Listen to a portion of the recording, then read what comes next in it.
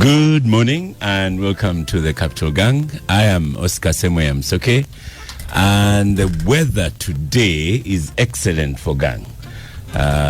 Excellent for radio, and as Moses Kaule, who's not left the studio yet, would say, we have a bevy of topics. Benjamin Katana is in the studio with a fading red shirt. I don't know whether that's the tide. Good morning, Oscar. Good morning. Always a pleasure. The keyword was fading red shirt. That's why I had to dispute the fading aspect of the red shirt. Okay, it is not fading. We have Joseph Otieno, Ojame. You're most welcome to Gang. It's an absolute pleasure being here. I must say that I'm putting on fantastically dark blue suit because I'm on my way to the Ojame Kingdom. All roads lead to the east. And of course, as usual, my red tie is hidden in the jacket. But it's a pleasure being here. Fantastic. The ever optimistic Joseph Otieno. For the future of this country, yes. For the future of this country, not the future of UPC. Inclusive. You're most welcome. Edgar Tabaro is in the studio and quite smart this morning in a blue blazer, a black shirt. What's going on? The mood is great. I returned from my other workstation, Bujumbura, last night. Burundi reopened its border with the DRC, and its security has been bolstered by its close relationship with the Trump administration. So for those of us who go to do business there, it's the greatest of news we've had in recent times. And what's this with, there was a deal, President Kagame called some states. Senator. Yes, and then they had a deal and those things happened. No, there's been a lot of behind the scenes. There's been a lot of behind the scenes. If it's behind the scenes, how come we know? Things always leak. There's other things that never come out. For instance, President Macron, Emmanuel, has been very critical. He's been working the phone, calling all these heads of state in the region, and in particular addressing the escalation between the Republic of Burundi and their northern neighbor. And that's why I saw a bit of the withdrawals here, and the security chiefs of the two countries have been meeting regularly, but there's meeting, but also the political level may not be necessarily the same wavelength. But we've had a de-escalation between the two countries, the Burundi and their northern neighbors. And for us, it's good news, and we are buoyed by that. And I know two Tabaros who are my friend is Edgar and Kwezi, and they are always the ones who know about these things. So people mistake Kwezi. Kwezi Tabaro has relatives in the DRC. Actually, he's a relation of, I think, the king of Mitego. The king of Bitego. They are closely related, and he's always mistaken for a brother of mine. But we've interacted for nearly 2 decades. And but when I want to talk about Congo, and they belong on two sides of the conflict in Congo. Two different sides. Which sides? There are many sides to the Congo conflict, Mr. Two different No, sides. there are many sides. And incidentally, my first daughter is called Kwezi Tabaro. So sometimes I send messages made for my daughter to Kwezi. For the other Kwezi, and I realize a minute later or an hour later and I have to delete. This Tabaro here might be a persona non grata in Rwanda, so I don't know how far that has gone. That is true. That is true. And the other one, welcome. Very welcome. But I'll avoid mentioning the name of the country you are attempting to mention, because I don't want. I've been the subject of missives between the two heads of state, and I don't want to escalate situations, because I think. So now that we have you here, and we will not mention the name of that country, what's happening to the M23? Are they collapsing? Because and strangely, one seems to have been shot in Congo, then one has died in Uganda. In Uganda. This is what happened exactly. But there's nothing like M23. Don't be deceived. It is the elephant in the room. Wow. Right. It's the elephant in the room. There's nothing like M23. Don't be lied to. What are you saying? What is the so-called M23 is the People's Defense Force of that elephant in the room that I'm not going to mention. I've not known you to. Yes. I've not known you to be a coward. No. You know, there's rapport. There's what do you call it? Rapport. There is between Uganda and that elephant, and since I've been named many times, I've been subject of bilateral discussions. I don't diplomatically. I don't want to escalate things, and I do respect my president, and I'll rally behind him. We are not going to let it go just like that. So is M23 finished? There's That's nothing what you're like saying. M23, please. It is finished. There's nothing like M23, but this is the strategy that the DRC. If you don't mind, there is nothing. There has never been. Or you're saying it's no longer. No, there was M23 at some point. Right. But the interests in Congo are largely economic. I've written in the New Vision many times. You can even go on Chimp Reports, Nile Post of. I've written. I've given my thoughts in writing about the conflict in the DRC. It's largely economic, and these other persons who want to access the resources in the DRC use ethnicity, the badge of ethnicity. They organize under the badge of ethnicity to access those resources. And this is what is at stake at the moment. Now, the DRC government has entered the deal with Trump. Trump is clearly transactional. He never hides it. At every press conference, at every opportunity. And as a Pan-Africanist, you're very happy about it? No, I'm coming to that. And by the way, I don't like that label of Pan-Africanist. Because many persons who claim who are Pan-Africanists. But don't the persons who claim to be Pan-Africanists, when you remove the veil, they are ethnic bigots. So I'm not very comfortable being. But we don't have to go there. But we don't have to go there. No. I'm a businessman. And I believe in expanding business. So this is what is happening on the ground. You and Trump may be brothers, but what's happening on the ground? On the ground, so DRC entered a deal with the Trump administration for exploitation of its minerals on a 60-40% basis. One of the annexures to the contract is to provide security and defense. The Congolese army is terribly ill-trained to handle the much better organized, much better equipped, much better trained forces of the elephant in the room. So they've gotten Blackwater of Eric Prince to provide both training and mercenaries. No, they're not mercenaries. They are contractors to the U.S. government. The U.S. government is in partnership with the DRC. So they are there on invitation. They're not mercenaries. So they are guarding key installations of the DRC, including aerodromes and the mining sites. Now, once you have the aerodromes under your control, then it's difficult for some of these shenanigans to approach or to whatever to be. So Blackwater is using superior drones. They fly for 72 hours in the heavens. Now, for 72 hours, flying a drone in that part of you collect a lot of data. You monitor signals. So that's why they were able to identify and locate where the leadership of the political and military leadership of the so-called M23. 18 of them died. Makenga had managed not to escape, but was driving away from that area in a convoy. So the convoy signals were also picked and they were bombarded. So as it were, I think the strategy of FARDC, the forces of the Democratic Republic of Congo, is to go for the entire leadership.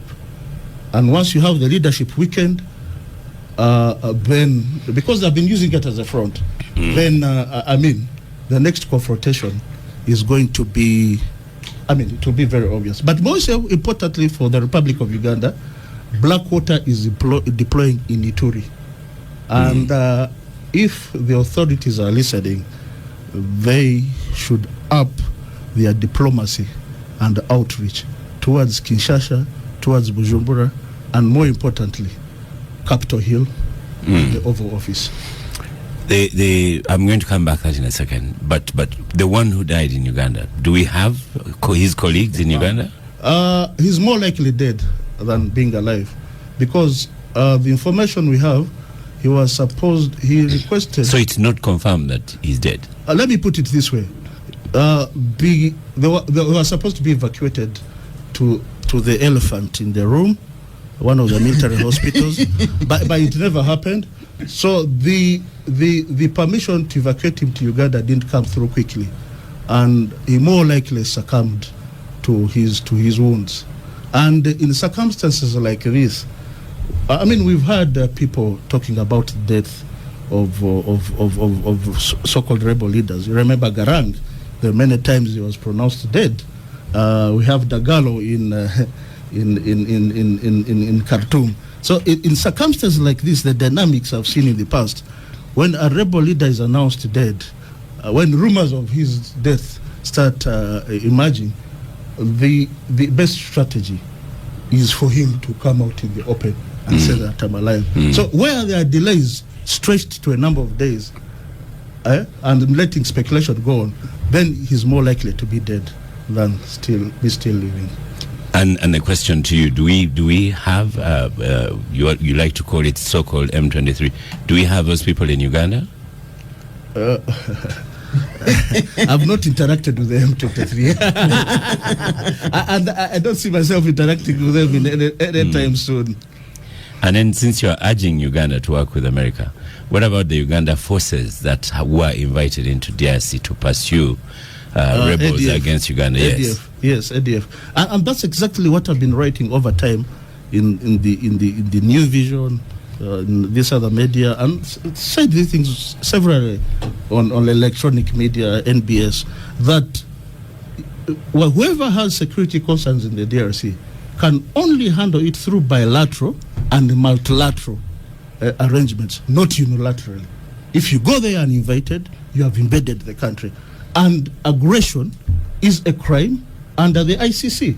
And the country that has been, to the extent that there's aggression against the DRC has it's within its right, whichever way, to deploy against and also invite other neighbors or any other nation to bolster its defenses and confront that invading force. But according to Oscar, Uganda is invited formally. And what is your answer to his question? Yes, by invitation.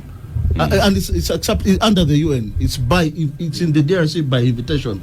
So that's fine. That's very fine. And to the but I do support Uganda's presence in the DRC. One, because we are protecting our oil resources. Two, we are deepening, what I like to say, deepening, smoothening, and widening the East African cooperation integration. But also importantly, the roads that are being done there, that part of the DRC, Eastern DRC, is 3,500 kilometers away from Matadi, the port at the Atlantic Ocean. Mombasa is only about 1,650 kilometers. So the Eastern DRC relies more on Mombasa for its for access to the sea. Now, the roads that we are doing there are clearly opening markets for us in that part of the country. And I'm very much behind you in this. Benjamin Katana, NUP Treasurer, you've heard from Matters Foreign. From a businessman. From a businessman. Clearly indicating that his interest in the conflict is largely business. And I'm glad that Edgar made that disclaimer, because what he has done is generally known. Is peddle the official narrative of the DRC government, which is more or less the official narrative of the Burundi government in reference to that specific conflict. And I think it is dangerous for anybody to try to indicate that there are no ethnic dimensions to the conflict in Eastern Congo. There could be some actors on account of economic interests who are taking advantage of the ethnic tensions, but for anybody to find a lasting solution to the conflict in that particular area, because this conflict has existed before the current actors, before the current Rwanda leader became president, before Tshisekedi became president. There has been a conflict. If you have been following the developments in Eastern Congo, even from the time of independence in the 60s, it has been a subject of international conferences on how especially they can deal with the question of the Kinyarwanda speaking community in Eastern Congo, who became Congolese by virtue of boundaries, just like some Kinyarwanda speaking people became Ugandans by virtue of the colonial boundaries. I'm one of them. Yes. So I think and the other, there are some actors in Congo who think that these people are not Congolese. So I think for anybody to find a lasting solution, because you can eliminate Makenga, you can eliminate Makanika, they have very strange names. There's another called Tawimbi. Yeah, you know, rebels always, I don't know if these are their usual names or names they have adopted. They always adopt such stylish names. But I think even if you eliminate them, if you do not address the driving, the underlying factors, other actors will always take advantage of them. And Edgar is struggling to say that the force that is operating in DRC is not a mercenary force. They are a mercenary force. Because what other interests do they have in that? It is not ideological. It is not territorial.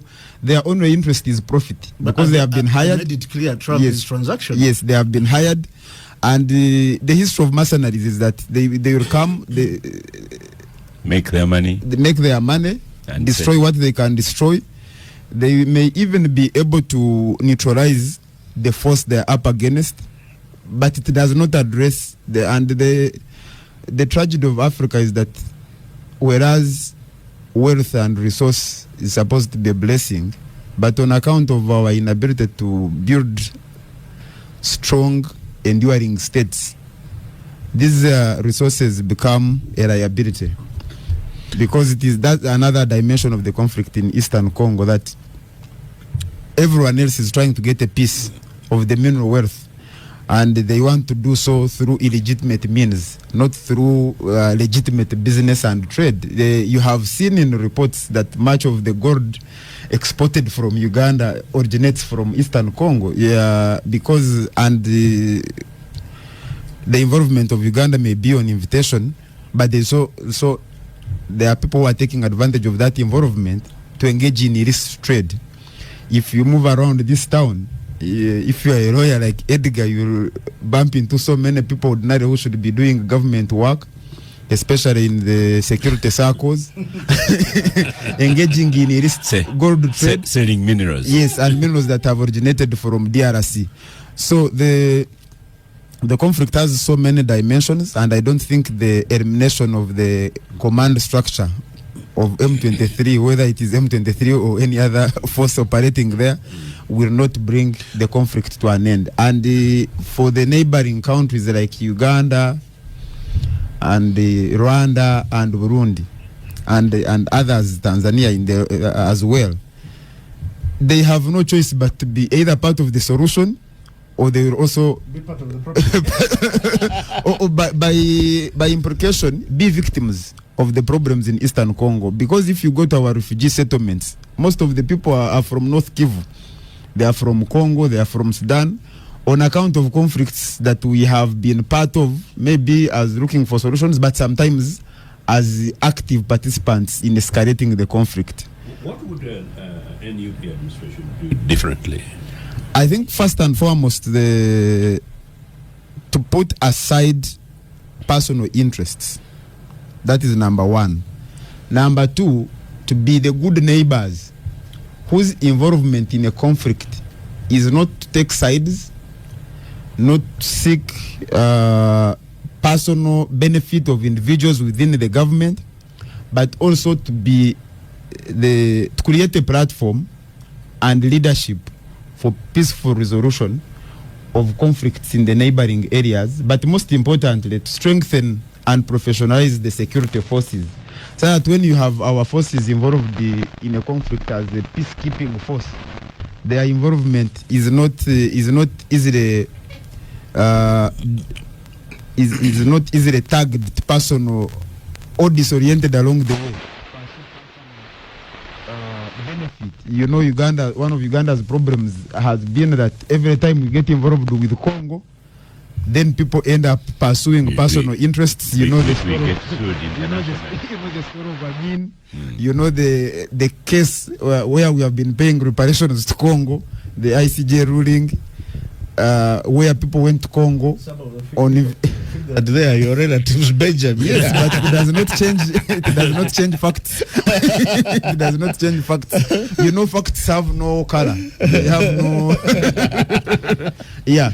So I think the biggest challenge has been that every time we get involved, we lose the neutrality because we get sucked into the partisan conflicts in those countries, largely for benefit not of even a nation. There has even been an argument that, unlike the neighbor that Edgar fears to mention, that when Rwanda, for example, he doesn't fear, he just didn't mention went into that conflict, that you what is benefiting, though illegitimately, is the country. But Uganda, it is the individuals that have benefited, not even the country. What is plundered does not go to state coffers; it goes to personal pockets. Yeah. But just a quick one. Hold on. Let's get Joseph first. The gold from the DRC is what has really critically kept our currency stable. Let's first go to Joseph. and Edgar, have some Star Cafe goodies. Always powering the gang. I'm a coffee grower, so the coffee is there. Yes. So yes, Joseph, you asked Benjamin, what would an NUP government do? What would your faction of UPC do? What they did with Amin. Is the right person to ask since gold and Congo. Oscar, that's why this panel is extremely important. So you've just helped create a situation in which both Edgar and young Katana are put in their places on the question of the history of their country. Edgar, you should be very pleased and very proud when you meet Congolese, and please convey to them our messages as Ugandans, but also as UPC. A future UPC government, would do exactly what we did before. And that is something that I find extremely absent. One, I would be very concerned, and Edgar, for the first time, I'm going to disagree with you mildly, that I'm rather concerned that you're almost, I was going to use a strong word, you're welcoming American Trump administration, the president of Congo. I cry for Congo. I've been campaigning for Congo over a very long period of time, actually, and I've supported advice. I've supported advice. But Somesa is intimidating me today. No. We have to. Yeah, but the point is this: that from as early as our independence and as early as the killing of Patrice Lumumba, the position has been very clear that as Africans and as people like you, politically, from your ideological perspective, part of the things we should be pushing is, one, independence for Congo. Number two, regional integration of this area, which I totally agree when you refer to the road, but you refer to the road more from an economic perspective. But then three, greatly, this reclaiming of the African continent and the African resources in a holistic and democratic way. So the sovereignty of Congo. But number three, that we have to depend on the US, which we know is actually engaging in Congo purely, strictly for monetary gains, when we know that part of the struggles we are having is some of their creation by what they did actually at the early part of independence. It's unfortunate. But in any case, where I agree with you and where I agree with the Congolese government, it appears, Oscar, that by the time the Tshisekedi government was going to Congo, to the US, they had no option. I think it was possibly the nearest best thing they could do was to go to the Americans, and in a way sort of seemingly is working for them. And to the extent that actually it is saving a country to break away. They came to Uganda, they went to South Africa. Who else has been there? Is it Namibia? I don't agree with you that, well, they did, but I mean, when they come into Uganda, I was actually feeling very sad for them. It's almost like sending a tiny little cheeky dog to go and just pick up your tiny little small meat in the particular corner. So that's what they did. No, what UPC did in the 60s, young men and women listening, was to support the Lumumbist forces reclaiming of Congo and supporting Congo to build capacity as Congo. The Amin element, the only Amin element was that Amin did what NRA guys are doing today officially. Amin went, he was sent there to support the process as a senior military officer, to support the Congolese. And he got involved in gold deals, money. My late mother used to say money and the things that can take people to hell and heaven. So Amin got involved in this. Do you know what we did as a government? And that's what the UPC government will do in future about any crooked general. Amin got involved in dubious deals. Prosecuted him. Prosecuted him, but not only that, and in fact he was going to be dismissed partly because of that, but because the CIA was a little bit of distortion. There was a commission of inquiry. Yeah, that's right. Headed by Justice Del Stank. Now retired, the Chief Justice Wambuzi was the secretary to that commission of inquiry. It actually cleared Idi Amin. Idi Amin was only a conduit for transferring resources to the Lumumbists and the Milele rebellion that were trying to reestablish. There was the Mulungushi Club, you remember? Yeah. But without delving. No, because I've read that report. Yes, I've read that report. The point he's trying to make is that at least there was a intended prosecution. Yes. And in a way, Edgar is supporting the fact that actually there is evidence that even some of Amin's involvement was possibly not as badly presented. No, it was sanctioned. By the crooked Ugandan opposition. And by the transaction by the Gote, Nyerere, indeed, and Kaunda. By the crooked Ugandan opposition and some of the Ugandan opposition who were working with dubious agents, who were CIA agents, to destabilize Uganda and destabilize the region. And that's why, as I say, that's why my problem. I don't know whether in this generation, young Katana, we shall get Africans who are both in UPC and across this continent. Don't call him young Katana. Katana is presidential material. But don't patronize him. No. Normally I do that because I'm older, but I also do that because I'm a mentor to Katana, and Katana will respond. Edgar, switch off your microphone. And I do so in a very deliberate and specific way. Partly because actually they're the future, and we really need guys like Katana to be part of the future going forward. And that's one of the reasons why when I say this, I hope they're listening. This continent needs Africans who will emerge, to focus on leadership, to focus on mobilizing the resources, to focus on making sure that the African resources are really mobilized and organized for Africans, but not for profit. When we engage with America, we should engage, yes, strategic interest works. And of course, the UPC government at the time engaged with America strategically, but it was no transaction as it is today. But I'm glad that this has happened. But I think you're right, Oscar, that this guy who's alleged to have died in Uganda, under what circumstance? Fred Bamwine is here. Oh, Fred is here. Let me ask him that question. Fred, so you're most welcome to Gang. Mr. Fred Bamwine, a little bit late to Mwalimu's class, but you're here. Sincere apology. Yeah, so I want to conclude on this topic and look at road accidents in Uganda, whether we can even call them accidents. But so how many more M23 people do we have in Uganda? Thank you, Oscar. I ask him because Fred Bamwine likes always to say things like intelligence is telling me. And it looks like this guy died without intelligence telling him. This guy died without intelligence telling him. So how many more do we have in Uganda? Are they by invitation? Are my neighbors also M23? We need to know these things. Thank you, Oscar, and good morning, viewers and listeners of Capital Gang and my colleagues here. And I am really sorry for the delay to be here in Mwalimu's class. I apologize for not to be punished. Now, this subject happens to fall in my profession. I'm a student of international relations. And when we were starting the class, there was a question, whether international law is law. And my lecturer, when we continued tickling him, he said, by the end of the 2-year period, you have known whether it is law or not. Philip Kaseja. Edgar, the other week I posted on Karugaba and said to don't allow me to off foot skate. And now Sami Ruwama has written, the problem with Edgar Tabaro is he never answers direct questions.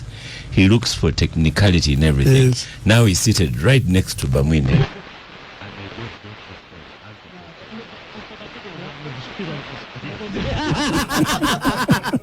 Me, I'm a university professor, so I listened to... And he has started straight away. I listened to my colleague Edgar. I think I was shocked. Because when I heard Edgar saying that Pan-Africanism, some people use it for ethnicity, I got surprised.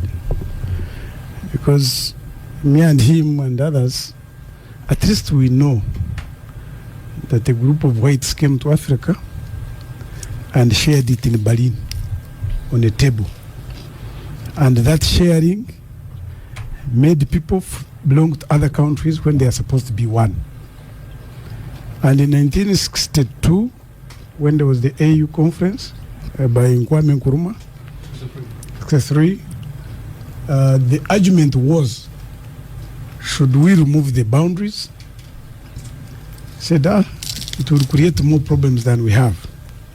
But if we work for a united Africa, the boundaries will collapse naturally and there will be no need. Now, anybody to claim that there is no group that is in Congo who has relatives in Rwanda and even relatives in Uganda, one community divided into 3 states. 4. Including, yes. He did say that, yes. No, because he was using, because you see, Pan-Africanism would say we should have our own continent as Africans, united as a group. 2, I will never be, I don't know whether I should use it never, but I'm not a fan of any white domination. So for America to come and bomb these fellows, I cannot applaud it. But even if you kill them, you will not kill the spirit. No. I was another DC in Ntungamu. You find you are resolving land conflict. But a man has 2 families, one in Uganda, another one in Rwanda, at the border. So the mere fact that you are killing a leader does not remove these children to know that we have our relatives across. And therefore we must have a say in this. So the conflict you are seeing in DRC, I don't want to wish M23 off. Because this, whether you like it or not, it is a formation out of an agreement in Goma. That's why it was made on 23rd March. That's where the name M23 is derived from. So whether you wish them off or not, it's a permanent organization. It is there to fight for the interests of the Banyamulenge. No. M23 is not Banyamulenge. Okay, no, please. Those who speak, I told you it's an opportunity. M23 are not Banyamulenge. So M23 to arrive at the agreement with the DRC, it was not a one-man business. It was agreed out of a consensus. So for you to get to run out of that agreement, you don't just mention it. No, you go to the same process. How did we have we before you came, we had that agreement here that just killing them may not solve the problem. It will not completely. But I want us to complicate it. Yeah. But Tabaru here is saying now it is finished. It is not complicated. That's a wishful thinking. It is wishful thinking. I can but my direct question to you that you've not answered yet: how many M23 people do we have in Uganda? First of all, I don't know the number of M23. How many there are in Uganda? And I don't know how many there are in Uganda because this is not their country. Right. They may be here as visitors, they may be in transit. So I don't know them. So I can't speak for them. Training and treatment desk.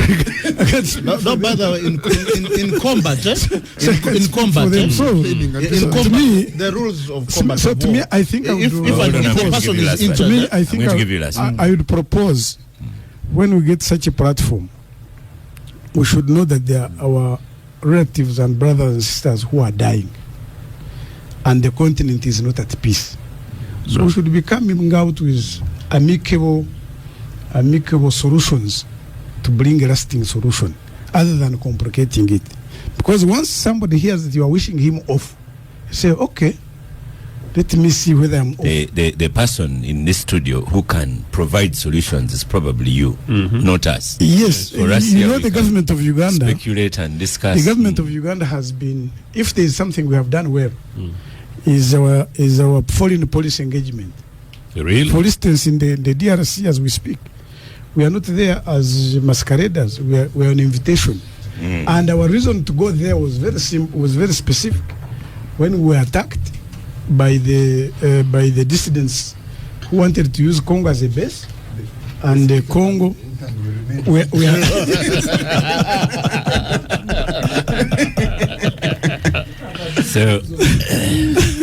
So we had to negotiate with the Congo and say, according to diplomacy, let us pattern in removing this problem if you are not the back.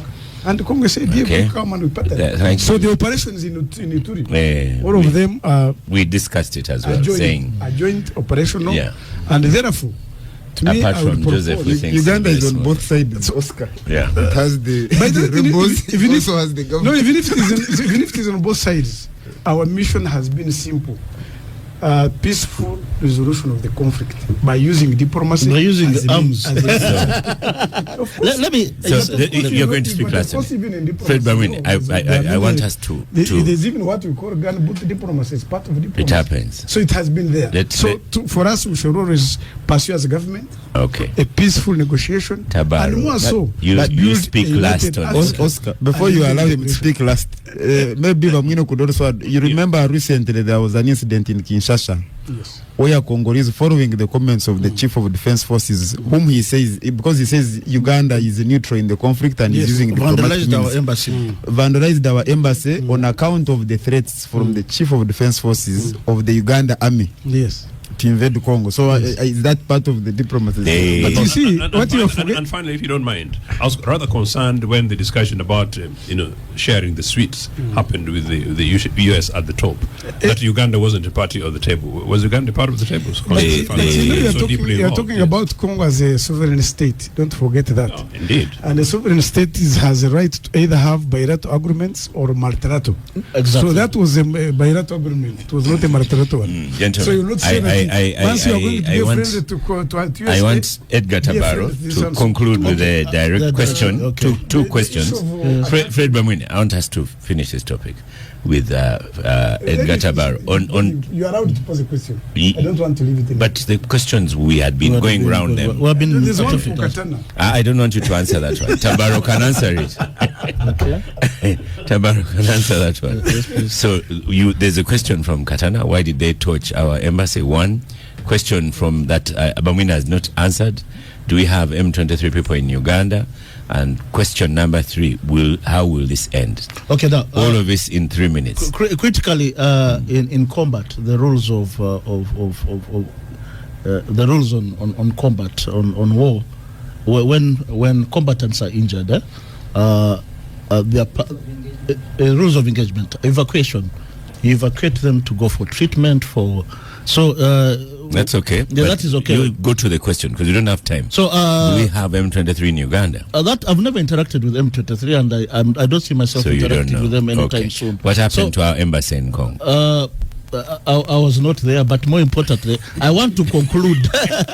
I want to conclude on this. I agree with the aspects of ethnicity and what have you. Now, the question of ethnicity in Congo goes beyond the Kinyarwanda-speaking people. There are issues of ethnicity involving Nande, Bahunde, the Lendu.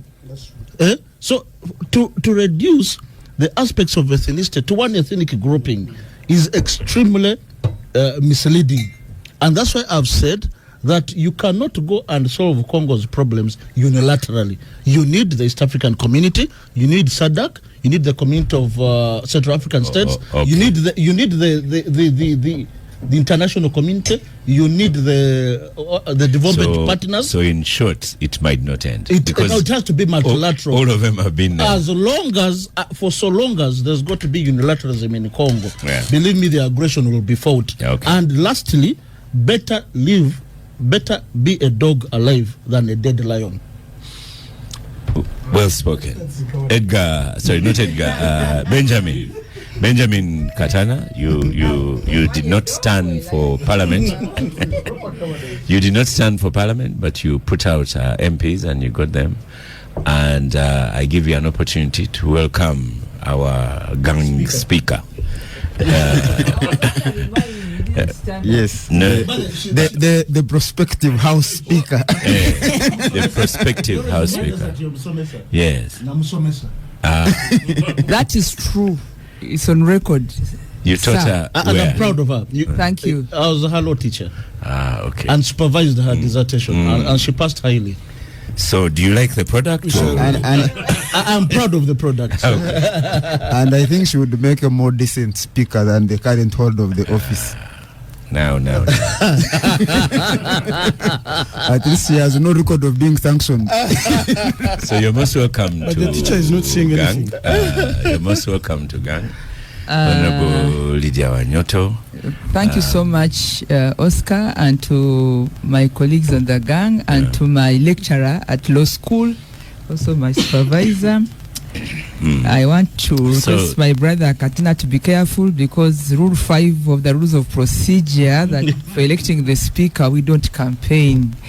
So we have to draw the lines and be able to be in line. Does that rule stop people from expressing opinion?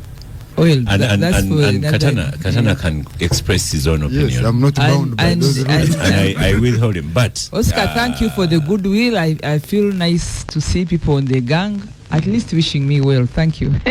So and being proud of me. Thank you. I must also ask you some questions. So I shouldn't stop at greeting. Okay. No, you're done greeting. Greeting should be like 2 seconds. I also bring you greetings from Mbale City. Okay, you're still greeting. Yeah. Let me tell you a joke we have in Burundi. Our internet is so bad there. So when you're making WhatsApp There's no time to greet. No, you start with a message.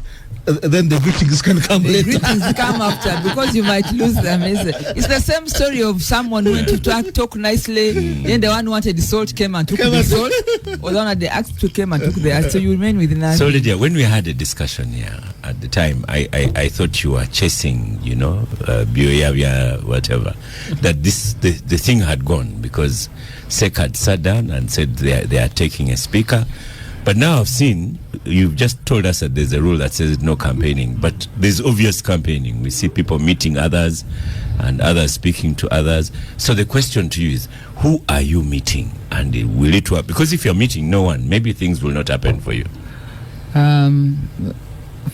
Last week I was here and I was able to let the listeners know in your business, maybe also saw it, that I'm expressing interest for the office of the Speaker of the 12th Parliament. And I'm going to follow the rules to the letter. I'm also going to follow the NRM rules to the letter. I'm a member of the NRM and a leader in the NRM, and I'm a founding member of the NRM party. So you've not gone to meet the chairman? I've written the chairman because SS? No, I'm going to. I've written. You have not met the leader of PLU. There are so many. So you have not met the chairman. You've not met General SS. You've not met the chairman of PLU. Who are you meeting? Let me switch off all other microphones and you address those questions. I was urged and encouraged by the voters of Mbale City, and I did announce from Mbale City at House Plot 49, Maluku.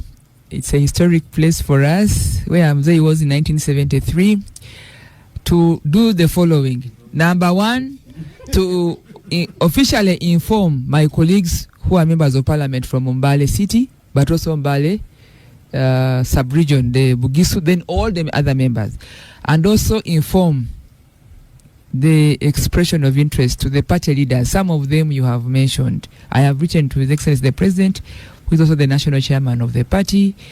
I'm writing to all the members of parliament, expressing interest, but also quoting both the party rules and the rules of procedure of parliament.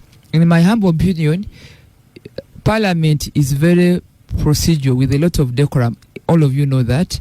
And I don't want to be a candidate that flouts the rules. They're supposed to be the custodian. The custodian of the rule of law of the country is housed in the legislature. The custodian of the Constitution of Uganda is housed in the legislature. The representative of the people, the people's voices, the people's expressions, especially people like Oscar, is housed in the legislature. So I cannot make a mistake, even if it would advantage me like the way you're talking. I cannot make that mistake. Okay. I cannot. Let me talk Flouting to the rules, and yet I'm going to be the custodian of those rules. And I'm going to encourage all my would-be voters and supporters, just do it for me. Do not flout the rules. When the right time comes, I'll be a custodian of rules I have been proclaiming to be the custodian for the next 5 years.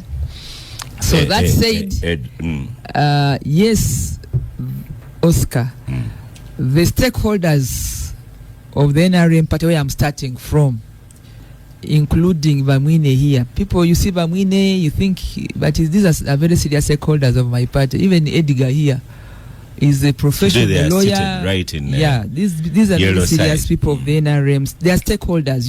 You cannot wish them away. So we will consult quietly, and where it is needed, we shall write and wait for the You're right disclosing decision. my party affiliation. No, permission. Stakeholders. So Edgar.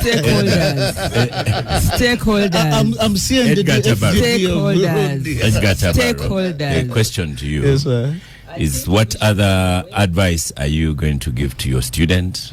Because I've put to her pertinent questions. You have answered as far as possible, as you've used a lot of legalese. So your teacher I am not asking to be a mobilizer of the NRM where you can see why I dance told or you I'm whatever. proud of her. Yeah. She's articulating She's the law feisty. very well. So now, Oscar, let me just finish. That office You is don't want meant me for to ask him purpose. the For question. purpose. You cannot just. It's not for everybody. You must fit the purpose.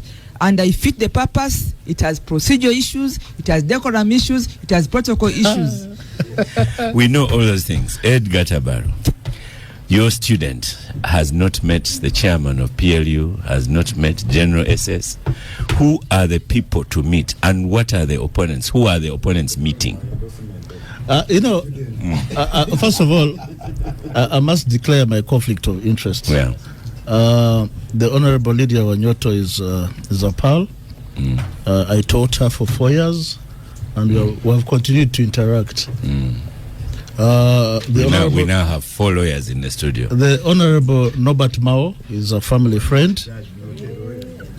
Mao is a family friend, and I've interacted with. I was at Namiango College, where Mao left a record as head prefect. I became head prefect much later, 94, 95, and he's been a mentor in many ways. And I continued to interact with Mao even when he was in the mainstream opposition, even when it was inconvenient. So you remember for people on this side to interact with the people. Remember the other Sami who said Tabaro does not answer questions. So the question to you was, who must Lydia meet, and her opponents meeting other people? Yeah, but I think, And I'm taking notes. But I think all this thing is premature. I mean, there's still a parliament running, and the new parliament has the elected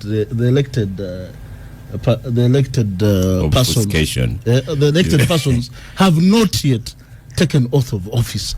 So, if they are campaigning for the position of speaker, where should they be? Whom should they be meeting? Current members of parliament who have lost their seats, or the incoming members of parliament? Then there are many dynamics in the NRM. I know the names have to be taken to the neck. The last time, the information coming in that after the passing of the Right Honorable Jacob Olanya, the preference from the highest office was that for both Jacob Oboth, the Honorable Jacob Oboth, Minister for Defense. But the Deputy Speaker then, I think, had mobilized very well and done Haka Kuyege. But I would like to give a historical context to all this. In 1994, President Museveni nominated some 5 persons to be chairpersons to be elected as candidates for the chairpersonship of the Constituent Assembly. Those were Pahabolo, Ayume, and Habgoba. Unfortunately, they're all dead. I think Professor Victoria Mwaka, was the 5th person. I forget the 5th person. The name will come. And Justice Ntavgova, after his introduction, pulled out, and I can say it on air, I don't have the permission, pulled out because information came that were he to take the chairmanship, a substantive principal judge was going to be appointed from the Katuntu's home area. Katuntu's home area. So he withdrew from the race. I think it remained between Ayume and Wapabulo. Now, Ayume was seen as an Amini person because he was Kakwa like Amini and had served Idi Amini as DPP. So unfortunately, it didn't happen. So 96, that was the 6th Parliament? The 6th Parliament, 1996. Previously, there was a Joseph Ekemu who had been sitting in for Speaker for the Right Honorable Moses Chigongo, Alhaji Moses Chigongo. So to pave way for Wapakabulo to have clear lead, President Museveni appointed Justice Ekemu as Attorney General, and he lost interest in being Speaker. Now, first for the same Wapakabulo was removed from the position of Speaker and appointed Deputy Prime Minister and Minister for Foreign Affairs, where he did exceptionally well. Now, there came Ayume now as Speaker. There came NPC didn't do well. I have my own reasons. I don't know. But as a foreign minister, he really did well. No, when he left speakership, he went to NPC first. Before he, so I'm coming to. I'm building. We have run out of time. But I'm building my case. I'm building my case. We have 1 minute to the break. I'm building my case. 10:59. Yes, the break is at 11. I'm building my case. Honorable Ayume was appointed Attorney General to create way for Wapakabulo. not for Wapakabulo, for second this time. Wow. So on this occasion, the outgoing Speaker could very be easily appointed to the executive and changes all the dynamics that we are talking about here. Let's stop for a break. We welcome you, Honorable Abdul Katuntu. Welcome to Gang. Yeah, the road had to get out very early because that road is a bit tricky. John Mark Mwanika on X, formerly Twitter. Patience. Let's stop for a break. Welcome back from the break, jolly break as well. Honorable Katuntu is in the studio. Welcome once again to Gang. Thanks. There we were, thinking the matter was done and dusted. SEC had spoken. But it does seem that this matter is not done and dusted. And in the break, I've learned that you are also Tabaro's teacher. So we have teachers all over here. And then I asked Lydia, who is she meeting? And she's saying she's going to follow the rules. So she will not meet the chairman. So she will not meet the chairman of PLU. She will not meet General SS. But she has met the people of Mbale. She has written to the chairman of her party. So the question to you, Abdul, is this question not done and dusted? Well, thank you, Oscar, and I'm sorry I'm late. In politics, 1 day, 1 week is a very long time. Right. Anything can happen. But having said, I was listening to Lydia, and I've heard even the Honorable Chairman Mao said that, they are not supposed to campaign, and I'm like, which ladies are they reading? Rule 5, and by the way, I'm the boss of the rules. In the Rules Committee. I have been for the last 5 years. Only applies to members of parliament. You cannot be a non-MP, and that rule applies to you. So Lydia, stop parading that rule. You are not campaigning, be what, and so on. No, you are not a member. You're only a member after being sworn in. Taking oath of office. As it is now, you are not any different from Joseph Otieno. No, she's an elect. Otieno Yeah, is but not. legally, that's where it ends. Legally. And some of them have not even been gazetted. Yes, others are being gazetted. So it can only be effective rules of to apply to them when they have been sworn in. And the reason was that once you are members of parliament, then you conduct business in a certain way. They are not bound by now. Now all of them can do anything. By the way, this thing, I'm not campaigning, but I'm writing so-and-so, I'm meeting so-and-so, I went to Maluku. That is purely campaigning. You're actually talking to people. And there's nothing wrong with it in my view. The country should be prepared for it because we know that we shall need a speaker. So we are going to talk about it. And those people who are, okay, they are prospective, like my sister Lydia here, have all the right to talk to everybody, to write to people, to call MPs who are elect, and including those who are outgoing, because somehow they could advise them on how to go about getting into that office. So, yes, the campaign is okay until they have been sworn in. And once you are sworn in, please go by the rules. Having said that, Oscar, we go to who should be the speaker. I think it depends on who is answering that question. One, this process is going to be governed by the law, but by also the politics.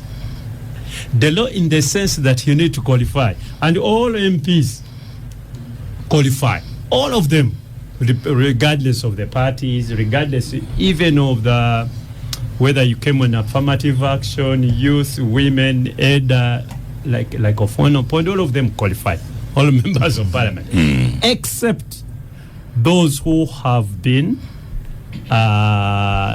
appointed as ministers and therefore they become ex-officio members of parliament. Those are the ones who are disqualified. But in any case, they become ex-officio members of parliament after the speaker has been elected and sworn in, because the one who presides over their approvals and so on through the appointments committee. So legally, all of them qualify. Now, after you've legally qualified, then what happens? The politics come in. What do the stakeholders think? For example, the ruling party, are they ready to front Mr. Katana as a party member, as a speaker? Those are the questions. Or do you float somebody who is now associating with you, and then he comes from a minority party in parliament, which sometimes is very difficult to appreciate. And let me tell you why. The Honorable Chairman Mao, very brilliant and very good friend of mine, has had a big challenge. You know, he has been seated on the side of government, and his party members have been seated opposite.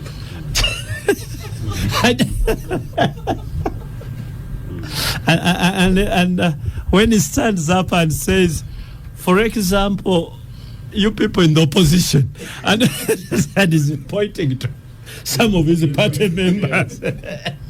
So it's a very difficult position he's in, actually, both legally and politically. So is it the sort of person you would want now to say, okay, now you are the speaker, irrespective of his party position? Two, I think parties now, even if it was in the national unity platform, would want to have what they call loyalty. So you people who are aspiring, my sister Lydia, the first thing would be loyalty to your own party. Who of these is more loyal to the party? That's the first, before you do anything beyond it. And what do you expect a speaker to deliver on? And what is real? What is loyalty? What do you expect you as a ruling party? What do you expect your speaker to deliver on? Each and every position of the party must be delivered on. Now, who of you standing now can have? I don't know how to put it. Who of you standing now can deliver on each and every aspect of a party agenda? So don't lie to yourself. There's history to it, and everybody knows those who are moving around and so on. It will not be rhetoric that whoever talks well, and if it was so, there's one candidate who would be most unopposed. But this has nothing to do, when I was a Gidi president, when I stood against Betty Gombe, there were very few people. Oh, please. It will not be that. The dynamics are different. The dynamics are different. People are going to be looking at us as a party who can deliver our agenda. And whoever of these can deliver the party agenda, and the chairman of their party is convinced, will be the next speaker, irrespective of other considerations. And even before I end there, I've been watching as a participant from 2001. In 2001, when you had just gone to Parliament, we had a crisis. You were young parliamentary association. Yes, no, that had been in the 6th Parliament, but now we are talking about the 7th Parliament. The name of Beniwacha was floated. Yes. Looking around, he was the best candidate. And he had the support of the biggest constituents. The biggest constituents at that time, biggest in terms of influence, the army representatives. All of them supported Beniwacha. Now, when we went, and I was his agent. So first of all, we went for dinner in the State House in Nakasero. It ended at around 9:10. Then they said, now let's go and talk politics at the conference center. So from 10, I hope I'm not taking the Tabaro route. But so we went to the conference center. We have consensus with my teacher. When we reached the conference center, much as the army was clearly openly to Mukunde, Mayombo, everybody was openly campaigning for Beniwacha. And everybody thought really he's the best suited. The Uganda and the Catholic ganged up, and they said they needed it. And people like Nankabiro and others, all of them fronted. No, I said the Uganda and Catholic, both of them. The Jana to Mukwai, all of them said, no, Beniwacha is good, but the thing is ours. The loyalty. And at that time, by the President Museveni, I need to give him credit. When he came, he didn't campaign for anybody. When he didn't, he was like, what do we do? The armies were moving up and down. Then I saw the army members being summoned. At the conferences, there is a back room there. They summoned them and said, okay, now we have a crisis. There's this biggest constituency, which is very royal, and it wants Edward II Kiwanuka. So I think it better abandon this. Now, eventually they came, being convinced, they came and agreed, and now kept quiet. Then the president said, yes, I know there's the name of Beniwacha, because he saw Beniwacha's name had really sold. Yes, he's a good man, he's a good lawyer, and so on. But there is this issue of loyalty. And, case closed. Yes, and he says, we can give him something. That's when he offered the Ministry of, I think, State of Environment or Forest or something like that. Of course, which Ben outright rejected. And so we can give him something, but for this particular position, let us give somebody who is and hence right, Honorable Sakandi. Moses Biarwanga has reminded you that the fifth person was Kadaga. Actually, it was. Rebecca Kadaga was the fifth person. So, Joseph Otieno, I don't know if you read, Fonopondo had a very scathing article, totally addressing Mao. And that article, it like in Uganda, they say, yali alidde obuuka, and I upgraded it, yali alidde number. No, I didn't, except that I saw it, so I didn't really go into the details. I'll send it to you. It's worth a read. Please, yes. I actually think I have a higher level of insult. He really delved into Mao language. I was. How can worth reading be insults? Who wants to read insults? Mao is very good with that. Ofono insulted the late Semogereri, and I was like, okay, whom has the ever insulted? That's a good question. Salam Musumba. You remember the exchange at the conference center too? It was relatives, very high level. Actually, I think regardless, I did honestly didn't expect that that would be the tone that my good brother Fono would take. Number two, I think where we are as a country, I'm not quite sure whether it's necessarily the most advised thing, really, for all of us, particularly those who continue in active polity. I think we need genuine moderation. And for people who are privileged like Lydia, going into the much more mainstream in terms of elective polity, I wish you well. And in the event that you became the speaker, I would like to see that you provide leadership so that languages that are unnecessary are sort of kept back. But that said, I am disappointed that you guys are confining this to 1991, 92, 93, 94, 95. No, I want us to context. Because then you risk limiting it to non-experience of NRM. No. This thing's not about UPC, NRM monolithic polity. But I think the point that Abdu has raised is one of those things that actually not particularly very commonly known in terms of the discussion that nearly led to Ben Wacha becoming speaker. The nearest to doing something constructive under NRM administration was bound to be advising Jacob Olanya as speaker, partly because I had the confidence that really had the take and had a conversation with him. But number two, because I generally knew that we need a legislative assembly which is strong, which is organized, which is exemplary, one which people who follow Abdu and Lydia should look up to it as an institution and look up to representatives there as people who are real mentors. In short, Mao. The principle of this is this: that Parliament is too important. No, I'll not stick to individuals. Parliament is too important an institution to be localized to this. Genuinely, we need to know what it is as a legislative organ. We need to have real leaders, and that's why I believe that when looking at this, we need to be able to contextualize what has Anita done in the last 5 or so years. What was the performance of the persons before her?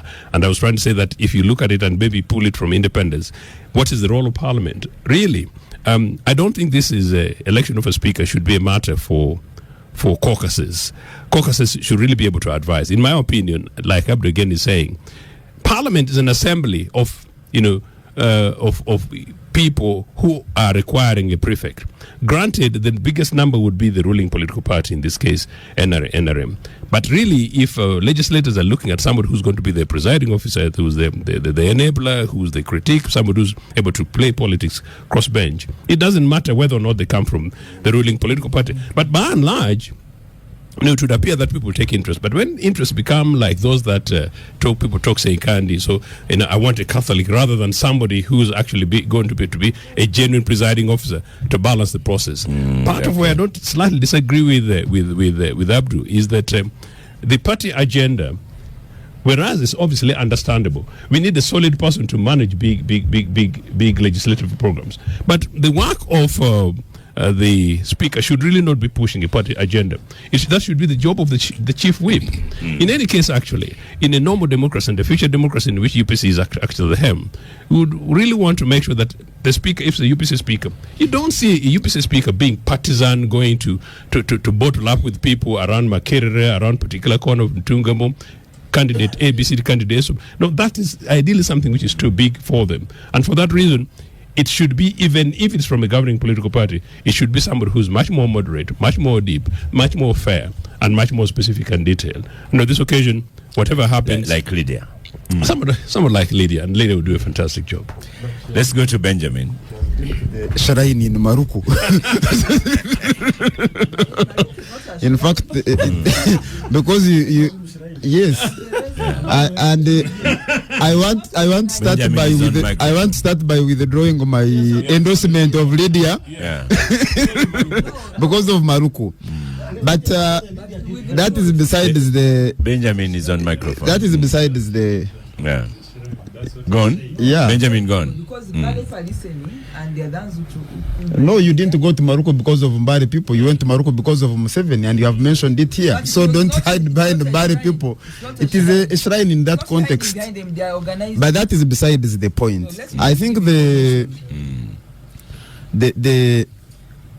architecture of our constitution intended to create the checks and balances through institutions like Parliament. But over time, I think that has largely been lost, in a sense that the institution of Parliament looks, especially the leadership, they look at, for example, presiding over Parliament as a deployment, not just from NRM, but from Museveni. That's why when they are going to seek the chances of winning, and we have been here advising Lydia that instead of going to meet leaders, you should go and meet Salim Saleh and go and meet the leader of PLU, all of whom come. No, the leader of PLU, the supreme chairman of PLU is Mohozi, all of whom come from the same family. Tabaro will call them elephants. Yeah, Tabaro would call them elephants, but I choose to use their names. I'm sure they wouldn't be happy being referred to as elephants. Maybe as... But go on. I'll not go to that. So that itself shows you the orientation of the individuals that seek to be the presiding officers of the 12th Parliament. The Honorable Katuntu and rightly said that parties look for loyalty. But I think while doing so, if we are intentional about building a democracy, of course we are not at the moment, especially the Edgar's party, you would have a presiding officer who is loyal to the party, but has the presence of mind to know that while you preside over the house, you have a constitutional duty and mandate not to take partisan direction. Some people would argue that so. Anita Among has done that. How has she done so? That she has been speaking to opposition members and so on. She has been quarreling with opposition people both in house and outside house. I don't think that is conduct expected of a house speaker. I think some of the opposition members have been accused because they have associated with her. Yes. Actually, many of the she has been involved in chicken fights both on the floor and outside with being a very close associate of the Right Honorable Speaker. On the last show, that's what I hear. About the same matter, Lydia challenged him to disclose his interest, but that's besides the point. So, the 12th Parliament, regardless of who is Speaker, is going to do Museveni's bidding. Whether it is Mao, whether it is Lydia, whether it is whoever. And when has that been different? Well, that is why under Museveni, yes, so because there has been a fusion, and it is not starting with the 12th Parliament. There has been a fusion of the state and the individual. That is why state institutions like Parliament look at themselves as, especially the leadership, they look at themselves as individuals that have been deployed to do work for Museveni, not for the people of Uganda. And that is not about change in the 12th Parliament. Your microphone, so continue. Yeah. Yes, no, because you are heckling, which is characteristic of NRM people and RDCs. So it is a combination of two problems. Yeah, so that's why I think even the debate about who becomes the speaker, who doesn't become, does not add much value to the political discourse in our country, because the institution, in any case, if Lydia here, in the unfortunate event that she becomes speaker, especially now that chooses to be on the side of the people, Museveni can easily have her impeached if he wants. So the parliament as an institution, I think, can play a very, very minimal role in execution of its mandate of checks and balances, because it is squarely under captivity. And the debate of who becomes the speaker or who doesn't become the speaker, it is not of significant importance to the political discourse of our country. Yeah. Thank you. We still have 5 minutes to the break. Fred Bamwine, the topic is still there. The debates are going, and Honorable Katuntu, chairman of House Rules, has said we can continue. But even here, what we are doing now is campaigning. For who? And raising candidates and saying who should be speaker, what kind. Okay. It's campaigning itself. For who? You campaign for who you want. Once we mention the speaker should be of this caliber, you are helping the voter to look at the candidates available. But me, I don't like to pretend. The issue of the speaker, it is basically two things. One is political.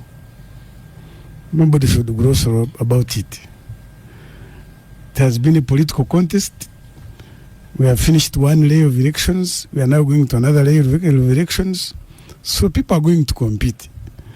And the ruling government, which won the election, it must do whatever it can, it means, to make sure that the coming speaker is that person who has the capacity to deliver the manifesto of that party.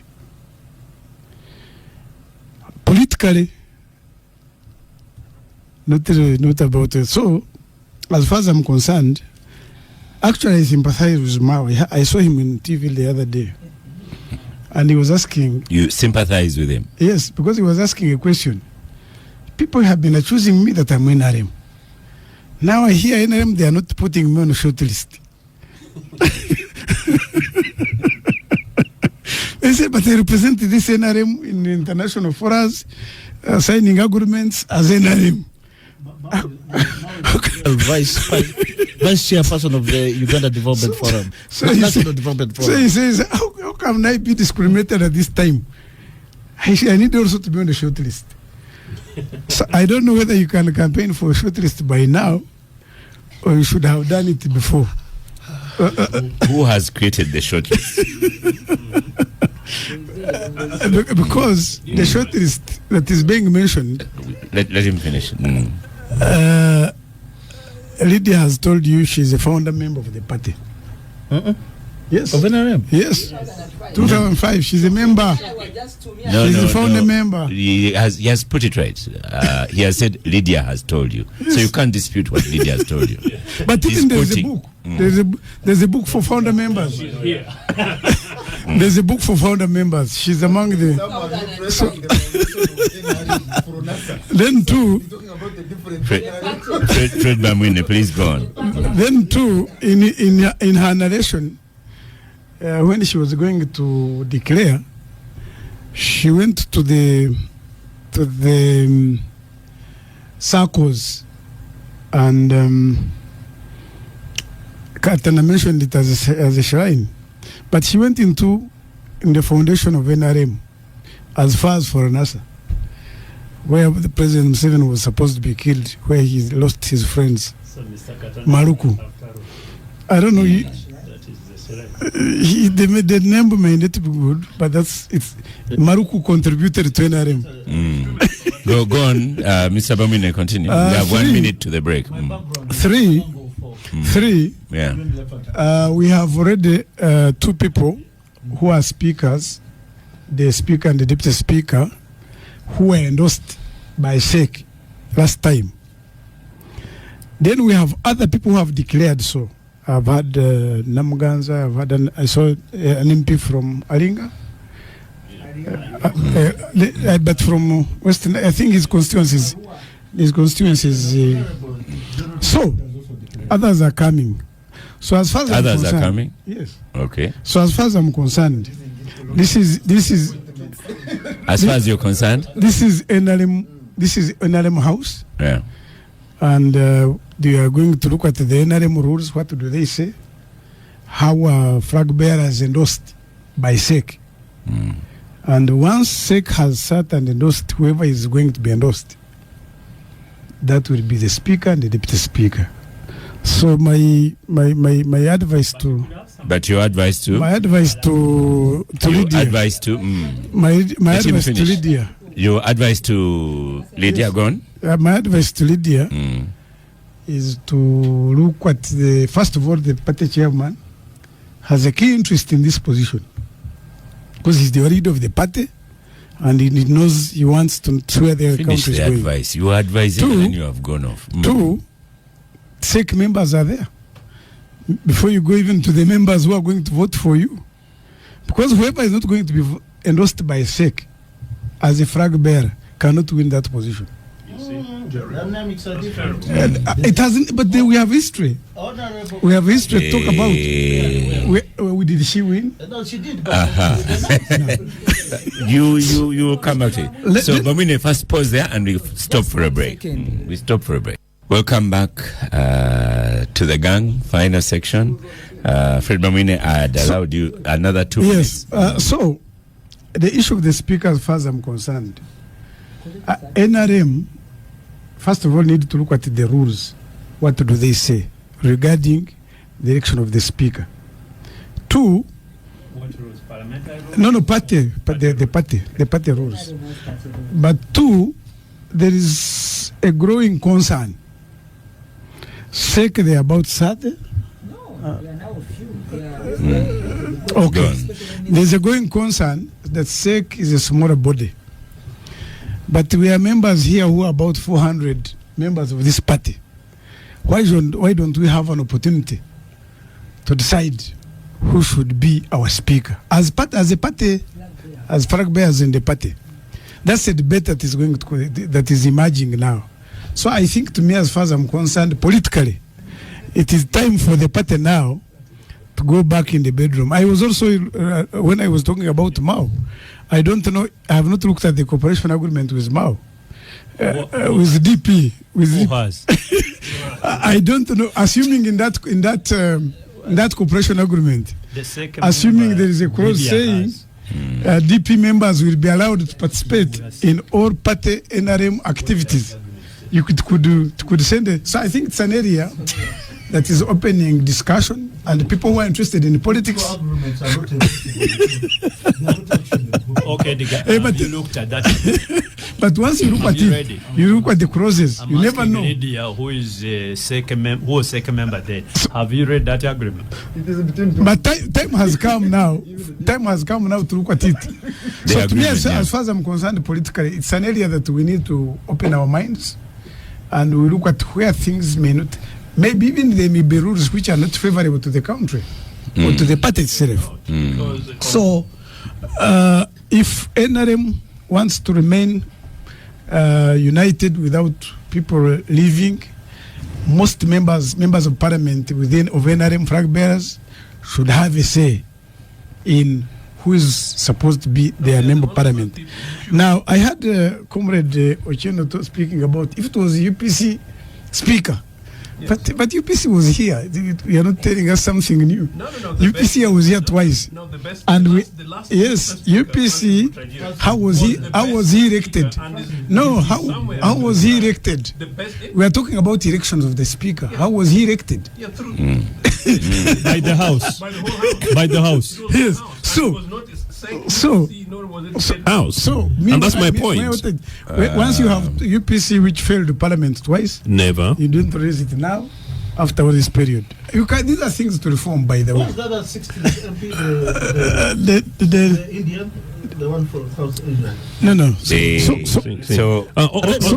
Thank you. Just another second, please. Let me finish. Yeah, I was giving you some. So, Honorable Lydia, I would want to request you. This is your time. go and shine. Yeah, considering the scandals we've had in the last 5 years. Your voters, look at the leadership of the party and say, I'm here. And this is what I stand Okay, for. thank you. Basically, it's politics. We're going to have Lydia give the last word on this because she's the speaker in this house. She's the speaker in this house. But before you give the last word, I can give a minute to anyone The who eyes wants have it. something to address to Lydia. Go on, Joseph. No, it is really that Lydia, you should be focusing that on all the parliamentarians should be the ones to determine this, and it should really be about competence. And considering the considering the scandals we've had, considering the corruption in the House, considering the business of the commissioners, considering that some of the more recent speakers, one went ahead and did term limits, another one did age limit, and for you're going to be the speaker of the future. Surely we should make sure that Parliament is an independent body that is able to stand firm against the interest of the corners of what the media refers. But we wish you well. No, let her answer. Let her answer. Abdul, would you like a minute? Edgar, would you like a minute? We are not going to reinvent the wheel. The excitement is there, yes, as of now. But really, to me, I don't see that reason for this excitement. One, it is true and it's quite legitimate and legal for people to have ambition to lead institutions. That is a perfect local with me. But I can see, because you see, Mr. Bamwini, when you say it is high time, because I know, for example, how has the presidential candidate been coming up in the NRM? Yes. Do you think that there is a possibility for the National Delegates Conference, you call it the National Delegates Conference, to sit and reject SEC and NEC recommendation? Do you see that possibility about a presidential candidate? So, I think you don't try to change the principle. Bearing in mind they had one nomination form. You see, once precedents have been set, you are going to follow them. And let me tell you, one, I can see last time there was a problem because, yes, NEC and SEC decided on Olanya Anita combination. But Rebecca, the Honorable Right Honorable Rebecca, and many others actually rebelled and went ahead, notwithstanding the NEC and the SEC. So there's nothing new. You have some sort of rebellion. As to whether they can perform as much as Rebecca Kadaga did in this parliament is another question. But also, to be honest, Oscar, many people who are coming, they don't see their chances as being speaker. One, they want their names to be there. And eventually on the table, it's okay. Bamwine don't mind. We can there are many things in the Father's Council we can do. Because it has happened. For example, you remember the Right Honorable Thomas Tayeba. At first, he wanted to be deputy speaker, but he was talked out and eventually became the chief whip. Yeah. And when circumstances allowed, he eventually became deputy speaker. Thank you, Abdul. So Lydia? People want to go on the table. Final words? I have listened to what you told Katuntu to advise me. I told Bamwine, not Katuntu. Even Katuntu said he can have a say, and they have taken notes. But I want to say that I don't just want to be seen or heard. I want to be very firm that I'm expressing interest to be Speaker of the 12th Parliament, and I have what it takes. So make no doubt about that. I also want to give you corrections so that you know, to both what Katuntu has said and Bamwini. We have internal elections in the NRM Parliamentary Caucus, and these names are brought in elections. There is a vote. I want to tell you that we had the 4 people who contested, who were delivered to the NRM Parliamentary Caucus in the last time to be voted. Robin Arakojo went for a vote. Honorable Among went for a vote, and Taiwa went for a vote. So it is not true that SEC is this dictatorial organ that dictates. And I really, because I've been a SEC member and also a worker, there are two different things. I serve the SEC as a staff.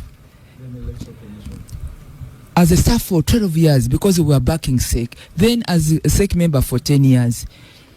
Yes, SEC is a very powerful organ of the party, but let me say this, and I hope that the current SEC members can also come and back me up. You have too much power, you take strength for the party, but there is a window. You give members a breathe. It's also maybe a consoling agency. You go and express your interest, they cancel you, they give options, but SEC has never held the hammer to say you cannot be, we have decided. That has never happened. And you don't, that's not even, if you are talking about presidents, then this will be the first president to look out to people. SEC listens to members. We do anything, even for the speaker. Edgar, we said she's even closing for it the up. speaker, even for the speaker. Even Thank for the you. speaker, the different. No, let me finish, because Yes. I don't want you people to, if narratives, maybe for lack of information, or you have your own Did you agenda. see how I've kept him quiet? Because I microphone want is on, people and to I want know you to say and finish. that SEC is the final organ of our party. It is actually very powerful, but the chair or the members have not used that blocking power, that dictatorial power. It has never happened. If it happened, this is going to be now, even for the last speakers that served the 2 terms, people that wanted to express interest did, and that conversation happened. But I mean, if you've been privy to this, you can also defend on this. People, even Olanya came contesting all the time, but they would sit him down and say, these are the options, and then they would go to the caucus and explain the process, how it has happened. For Second and Second was never a member of SEC or caucus. He would be there. And then the president would come and say, currently we have Second. He was a member of the CA. He's a senior citizen. He saw us through the referendum in 2005. We give him another. Second has never. Second has never been a member of SEC or even in the parliamentary caucus. But but then there was that process to explain, to convince, and to grow consensus. So I don't want anybody to leave here, including Katuntu. Thank you. To say, there's this SEC dictatorial, 2 people will come. There was a vote. There has been a vote. People like Nwagaba, Sechikubo, there are so many members of the NRM caucus. Thank they have you, been Lydia. consistently expressing interest. Lydia, they don't win, but they are given an want opportunity. You to feel that you have made and the it is an insult, an indictment thank you so for much. anybody to think that when you stand out, despite intimidation, which even I see here on Ganga, that we have no chance. Who told you? So thank you, Lydia. Allow us to express our interest. It is our right. I want you to feel that they're out to come. They're out to come. It's not my business. My business it is to present my interest, and that we shall. And let me finish, Oscar. Let me finish. That we had precedents which have since the last election been broken. We are starting afresh because the presidents were trampled upon. And we are beginning afresh.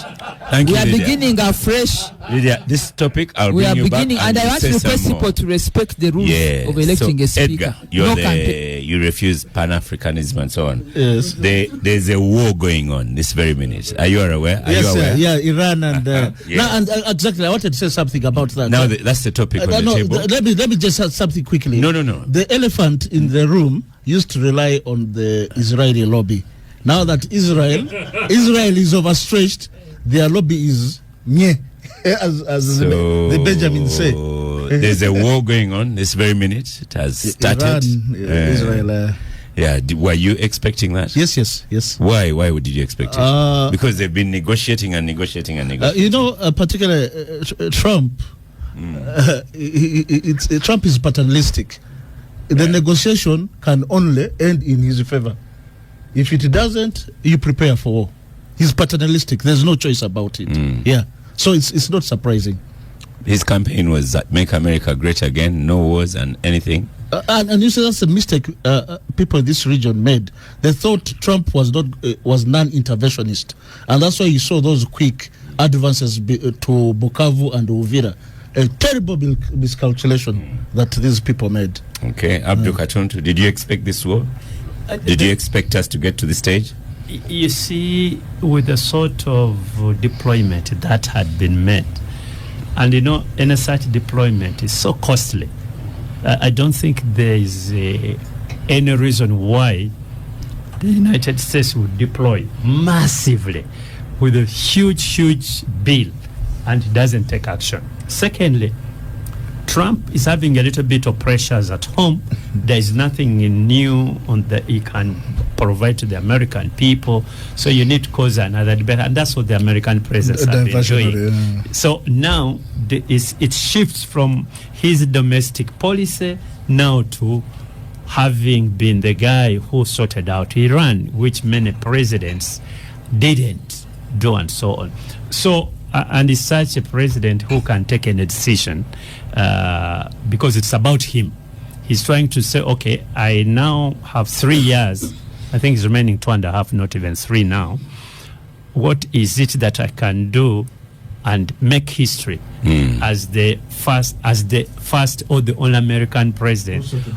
Yes, it's just to. Well, he's saying Iran can never have a nuclear weapon, and then he says, you people, you are going to have a new government. Many American presidents have been engaging Iran. You remember there was an accord between Barack Obama and Iran, and with the atomic energy in Australia, in Austria, Vienna Agreement, to have Iran's nuclear program monitored, and it looks like it was even the European Union was happy with it. Then he changed it. So to me, President Trump is making his own history. Okay. And there is no use going to Mr. make Intelligence it now without doing that. Mr. Intelligence, Fred Bamwine. Is this what you expected? But you see, already you are not happy with America intervening in Congo, but now America is intervening in Iran. In international relations, states have no permanent friends. They have permanent interests. So what you're seeing, this posture of America, it's nothing. It's not even political. It is purely economic and hegemony. Where's the economics in? Katuntu says it's politics more than economics. You bring Iran to its knees. There's something called Mr. Oil. There's something somebody called the leader of that, because Iraq no more, Syria no more, Yemen no more. Now you cannot allow another group to emerge. So put them to their knees. America needs all these resources, not for today, for years to come. That's why the other day when they picked the Venezuelan president, the issue was tanks of oil going. They have told you the killing of these people in the Congo. Supplies 30% of the world's content. So it is resources, American resources, for years to come. So America is saying, where are resources? We need them. So I don't want anybody to challenge me. So anybody coming up to challenge America must be put down. That's why I was saying, Mr. Edgar, you are making a very big mistake. In an effort when we are trying to say maybe Africa can be one country through regional blocks, then we can also pose a question. With the Pan-Africanists. Then you say, they should be crushed. So to me, as far as I'm concerned, the war in Iraq, because if that big democracy, as they claim, how could you allow the mayhem that has been taking place in Gaza? And is it a deaf ear or a deaf eye? And the world is going on normally. They say you are not democratic, and you are sponsoring these massacres. So as far as I'm concerned, this is about strategic resources, about strategic hegemony. Thank you. To make sure that no Benjamin big power can emerge in its Was time. America energized by the kidnap of Venezuelan president? Well, I think they have a relationship. And I want to agree with Honorable Katuntu that especially after the deployment of its prized military hardware, the Abraham Lincoln worship, the Gerald Ford worship. I don't think they were doing this in vain. It was predictable that there was escalation of military tensions with Iran. I also want to state that I don't think this is strictly about Iran, but about the world order. And if you look at the matrix, you will not discount the involvement of China and the movement towards there has been a deliberate campaign movement towards a multipolar world, and which would in a way undermine the hegemonic power of the US. And I think Trump's strategic direction has been, because the previous administrations largely were relying on NATO to hide behind NATO and do a number of things. But I think under Trump, he's doing most of the things singularly, as the US projecting the might. He doesn't even like NATO. Yes, the might and the power of the US. And if you look at the Venezuelan situation, there's also an element of oil. There's an element of China. If you look at when he assumed office this term, I think the most singular enemy of America in his definition is China. And he started by moving with tariffs. And I think maybe that did not deliver the results he wanted. And now he has engaged another gear of making sure that America maintains its global influence and power. Joseph? Joseph? Just 1 second. You see, let us look at the timing. Iran has been very close to Moscow. Yes. As it is now, Moscow is engaged in a war with Ukraine. So America thinks this is the time, because Russia now, there's nothing it can do about this. Because if Russia didn't have the war with Iran, with Ukraine now, by now it would be talking tough. We can't allow this and so on. But now they are busy. They are busy. They're even recruiting from Uganda and Kenya. Everywhere, including Joseph, your comment? Hold on. I'm going to get Lydia and Edgar about it's really a sad day for this country. It's a sad day for this continent, and a really sad day for the world. For me, yesterday I was in court, and apparently I bumped on a group of young students. Apparently some university students have been hoarded in jail over the last several months, and it's not hitting the headlines. And Fred, you should be ashamed about this, that university students are being, as a regime, we need to be building, we need to be educating, we need to be building, and need to be equipping a country and a continent. Whatever is happening is basically an indictment on your regime. You guys came in and sided with Americans and everyone else, and created a situation in which these guys go to they're political prisoners as well. And then you have a pardon. Indeed, this continent should be consolidating itself, and that's why I was very critical about the question of what's happening in Congo. But it's not an easy swipe to Edgar. You guys were the official up dogs in 30, 40 years ago. Today you're just uncomfortable because you're off the table. But whatever's happening going forward, it's been talked about as a resource thing.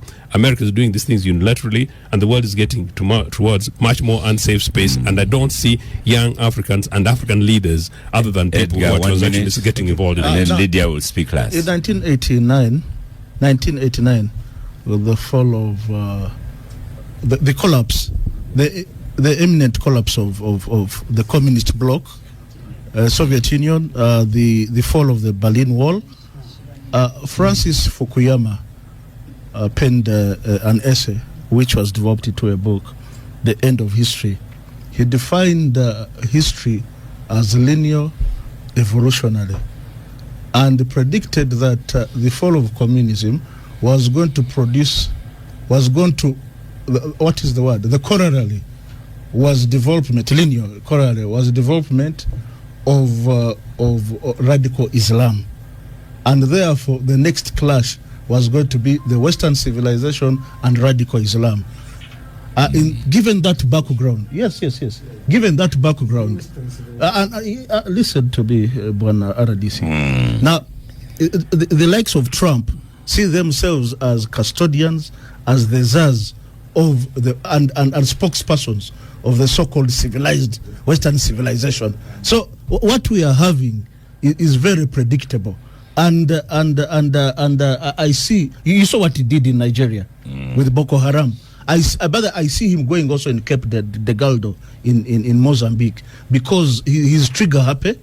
He has the drones, he has the ships. You saw the attack on Venezuela. 150 aircrafts.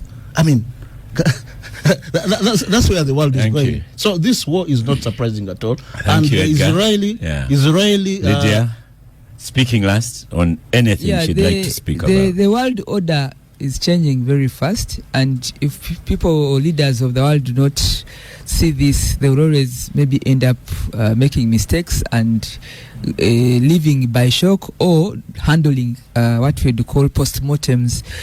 The African Union, Africa, has been struggling to be on the table as permanent members of the UN Security Council. Edgar, you've been following this, the world order, but they cannot make it.